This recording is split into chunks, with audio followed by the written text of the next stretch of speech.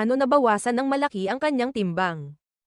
Diretsahang ipinaliwanag ni Sharon Cuneta, na kilala bilang megastar, ang mga isyu sa likod ng kanyang pagbawas ng timbang sa isang panayam sa vlog na KC After Hours.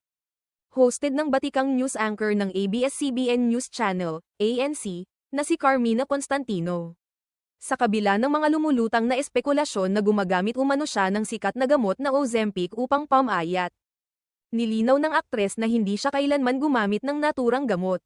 Ang Ozempic, na pangunahing ginagamit para sa mga pasyenteng may diabetes, ay umingay kamakailan dahil sa epekto nito sa pagbabawas ng timbang. Ani Sharon, "I never went on Ozempic. I tried another medication once. I could not handle it." Binigyang diin din ng megastar na hindi siya basta-basta pwedeng mag-take ng kung anong gamot dahil may iniindang kondisyon sa puso. Simula pa raw noong 2003 ay umiinom na siya ng maintenance medication para